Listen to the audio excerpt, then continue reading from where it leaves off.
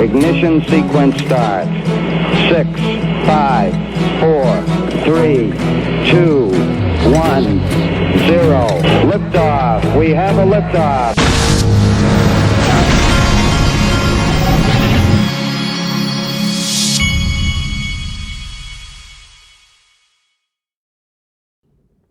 Hey everybody, this is the Digital Asset Investor, and today I'm going to show you two things. I'm going to show you what the children are up to, then I'm going to show you what the adults in the room are up to.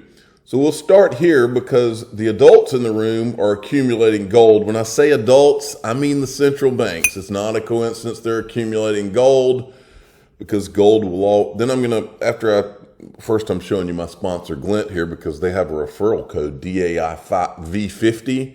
And you can get 50% off vaulting and insurance fees for the next 12 months. And this ends 14th of July. See, this is for new customers only. The link to this will be in the top of the description.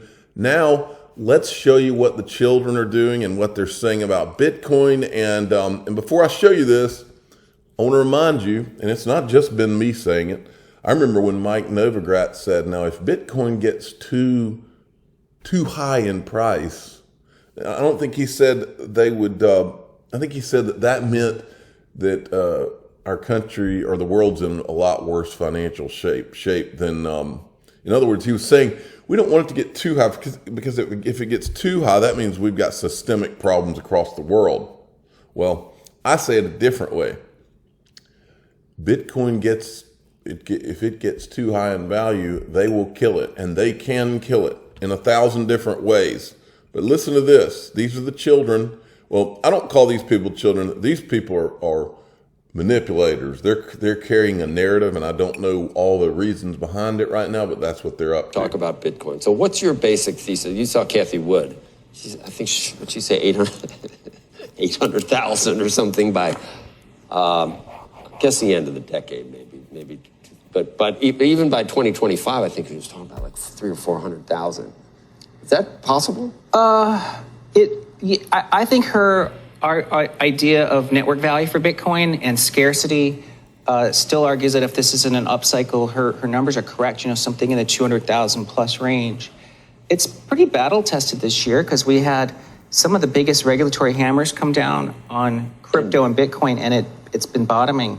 And some of the I don't know if you call them bad players, but maybe not completely regulation compliant players are gone, and they've got the attention. Most of those were working with the SEC, by the way. Been called out by. That's right.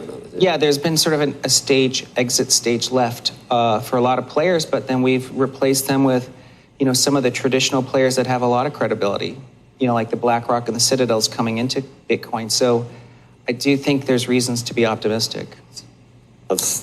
We with equities, we have price to earnings multiple. I'm not sure how. What would you use for Bitcoin? Stock to flow or? Yeah, you can use stock to flow. You can also look at break evens on mining and like a price to book metric. And as the good news is that because of things that are like NFT, like on Bitcoin now, which is a variation of colored coins, you're seeing increase in miner activity. So miners are actually making money, and I just think Bitcoin has a lot of technical support as well. I mean, unfortunately, it does trade like a risk-on asset. So the fact that the S&P's up this year and the NASDAQ's up 38%, those have historically been associated with the best years for Bitcoin. Yeah, and it's up a lot more than either of those. And at 17, it looked like it could go back to 8, and it didn't earlier in the year. Not to say that it can never again. People still have I still hear pet rock all the time. Beanie Babies. Yes. Yeah, that's greater fool theory. Appropriately so. No inherent value. Still hear all that stuff. Rat poison. Yeah, or it's backed by nothing. And right. I think more and more traditional financial players realize that, the entire financial system is really, anchored by trust. And trust in a system and also sort of the network value. I think the powers that be they're just coming from a greedy angle and they want to get one more good run up. Or it's $1. Before the real stuff shows up. Or, FANG stock prices. And I think even, credit derivatives. And I think increasingly that explains why Bitcoin, has held its levels and could be rising. They're totally old school. You still don't really, you don't really have I give myself firm opinion of permission. Bitcoin. Well, I don't, but everything you just said about Bitcoin has always been said about gold, right? So gold has never really been fully embraced by the mainstream. There's always been this kind of skepticism at the core. Oh, it's been embraced by the mainstream central bankers, the people that matter. They've just intentionally tried to keep everybody else away from it. So I don't think that necessarily Nobody disqualifies thinks gold is going to zero. something. Though. Nobody thinks gold is going to zero. Ever. Not zero, no, because there are things you actually use it for. But, Well, that's not what makes gold valuable. No, of course. No. It's like you need to have some way between different cultures of accepting something that you've done in exchange for something they've. Boy, I know everything in my gut tells me that these people, the reason it doesn't make any sense, the reason we've watched this narrative carried by CNBC who ultimately work for the powers that be, the central banks and all, the reason that they've been steering all the hordes towards Bitcoin, I'm telling you, they're steering them to it away from gold. They even had a drop gold campaign.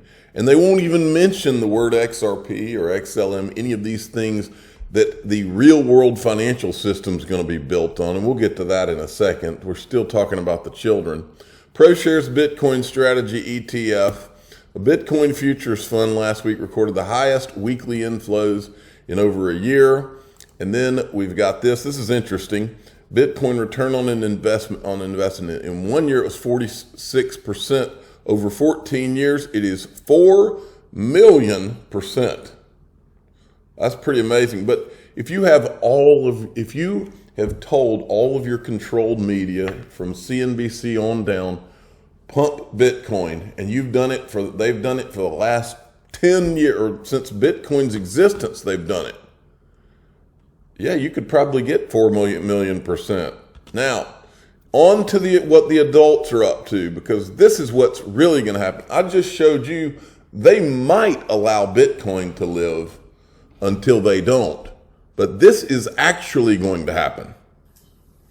Now, to be sure, tokenization efforts are already happening. Crypto and decentralized finance, or DeFi, offer a glimpse of tokenization's promise. But crypto is a flawed system that cannot take on the mantle of the future monetary system. Outside crypto, private sector initiatives have explored. Remember the puppet master, Gary Cohen? I played a video where he said you cannot build this is what I've been saying for 5 years. Nobody's building a new financial system without knowing who Satoshi Nakamoto is. And they're in a box they can't come out and say they've known all along. It's not happening. Practical applications of tokenization for real-world cases. But they've been hampered by the siloed nature of their initiatives and have been disconnected from other parts of the financial system. What these projects have lacked is a tokenized version of central bank money as the settlement asset. Having central bank money in tokenized form as a settlement asset in the same venue as other tokenized claims provides a firm foundation to the functionalities of tokenization. The smart contract can then refer to the means of settlement as well as the underlying claim that is being transferred. In this way, the foundation of trust provided by central bank money means that it can knit together all the key elements of the financial system. Now, tokenized forms of private money complement CBDCs and provide the primary means of payment for real and financial transactions. And there are two main candidates for this role: asset-backed stablecoins and tokenized deposits.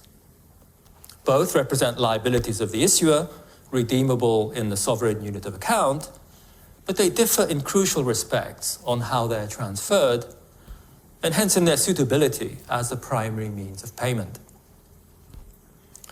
Stablecoins, in essence, represent a transferable claim on the issuer, similar to a digital bearer instrument.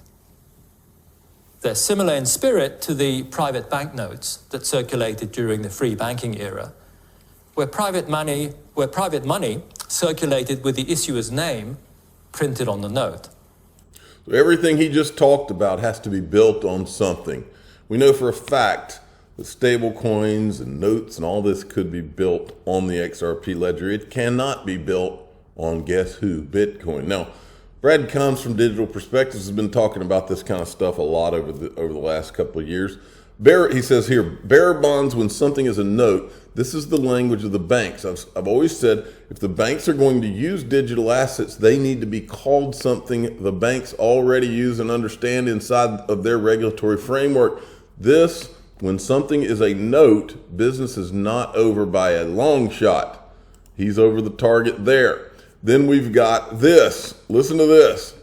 Capital accounts, if they don't open up, then you have no convertibility, and therefore you have limited ability for the RMB to internationalize, right? So that is just economics, right? And that type of question is much more nuanced than just whether or not to issue another digital version of fiat. So that will likely take place slowly, and I would argue over decades. And so that process of the RMB becoming a reserve currency and coming up on the world stage is going to be a slow, gradual process. The second point I'd like to make is a point that was made that basically the whole world has flipped a switch on digital currencies. BIS has Bank of International Settlements has indicated in its third survey that 86% of central banks of the 65 surveyed are actively researching their CBDCs, and that 1/5 of the world's population will be exposed to CBDCs of their home countries in 3 years.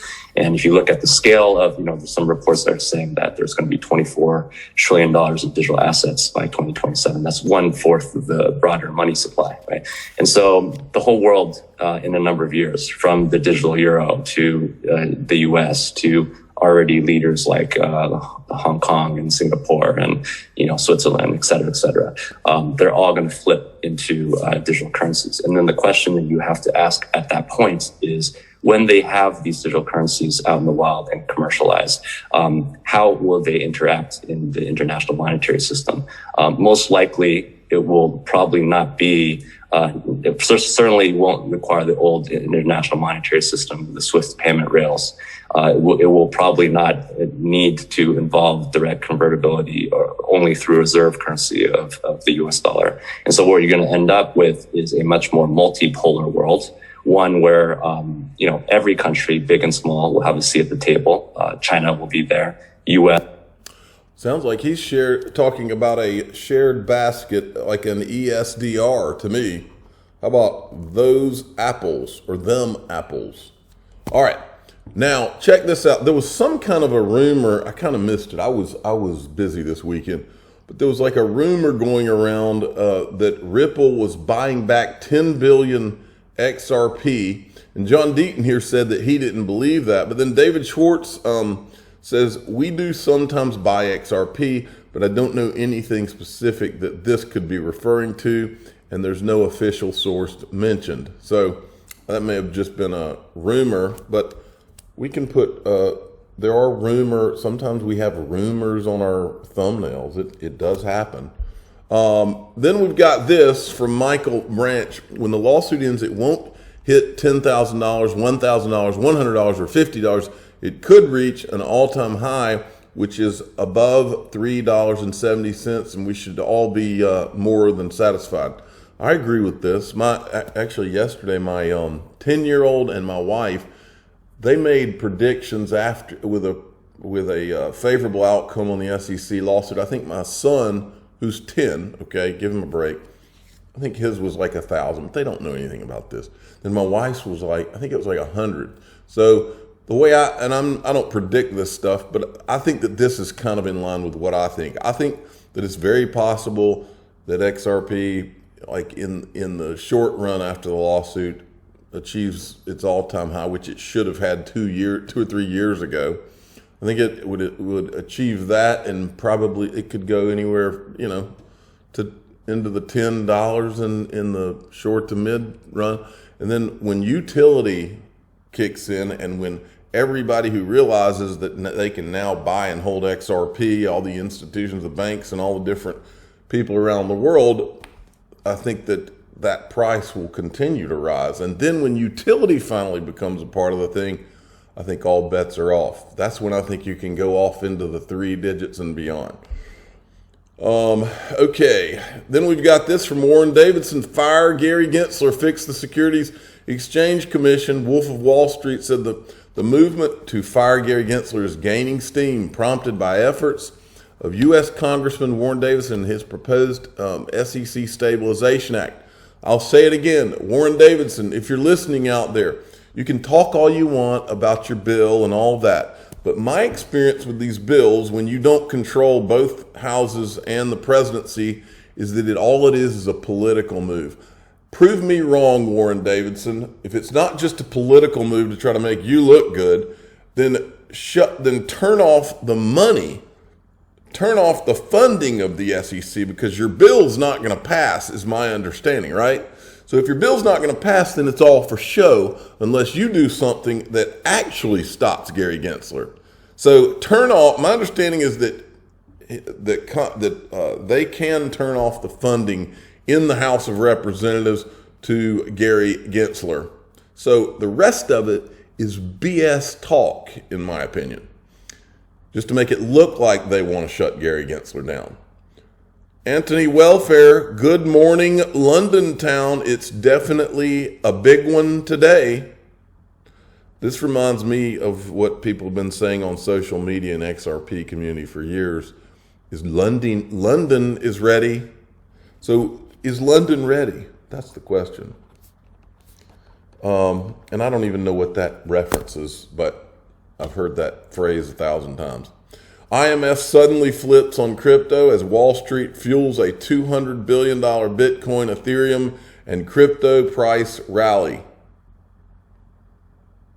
I'm the digital asset investor. I'm not an investment advisor. This is for entertainment purposes only. Please subscribe, hit the like button. Tell your friends and family the IMF is all in. Thanks for listening.